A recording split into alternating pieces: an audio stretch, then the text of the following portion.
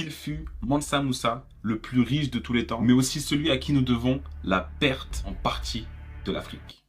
Vous avez déjà sûrement entendu parler de lui, mais réellement son histoire dépasse toutes les limites que vous pouvez vous imaginer. De la construction d'un empire prospère à ses dons de charité qui ont fait bouleverser l'économie mondiale de l'époque. Surtout, reste jusqu'à la fin pour comprendre jusqu'à maintenant pourquoi cette figure emblématique africaine, Mansa Moussa, est encore une grandeur historique et aussi un symbole d'opulence. Premièrement, qui était Mansa Moussa? Mansa Moussa ou Moussa Ier était le 10e des Mansa, c'est-à-dire l'empereur du Mali. Il régna de 1312 à 1337. Il est né vers 1280 et il est arrivé empereur quand l'empire du Mali était déjà l'un des plus grands empires d'Afrique. Mais il faut bien comprendre que c'est sous son règne que l'empire atteint son apogée, devenant une plaque tournante du commerce transsaharien, un centre culturel ainsi qu'un symbole de richesse. L'un des faits les plus racontés et les plus marquants de son histoire, c'est aussi le fait qui a causé la perte de l'Afrique en partie, c'est son pèlerinage à la Mecque. Mansa Moussa était musulman comme beaucoup dans l'empire du Mali. Décide de faire un pèlerinage à la Mecque. Son pèlerinage n'était pas si discret que cela. Parta avec une escouade incroyable. Dedans, il y avait 60 000 personnes, dont des soldats, des esclaves, parce que oui, il y avait la traite négrière arabo-musulmane, mais il y avait aussi des fonctionnaires, des concubines,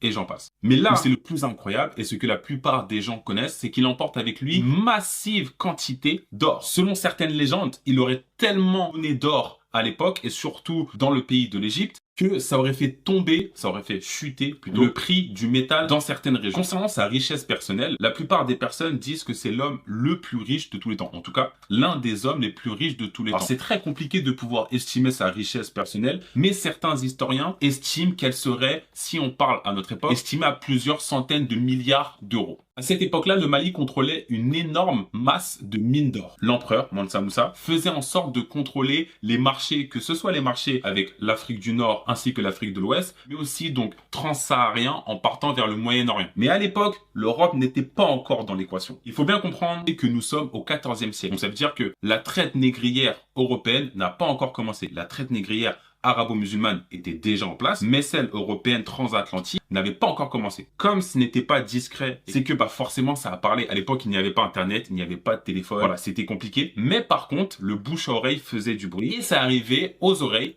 des Portugais et des Espagnols. Et c'est à partir de là que l'Europe prend connaissance du fait qu'il y a énormément d'or dans ce qu'on appelle actuellement la zone du Sahel. Et cela va lancer plus tard l'ère de l'exploration, l'ère des découvertes, mais aussi l'ère de la traite négrière et de l'esclavage.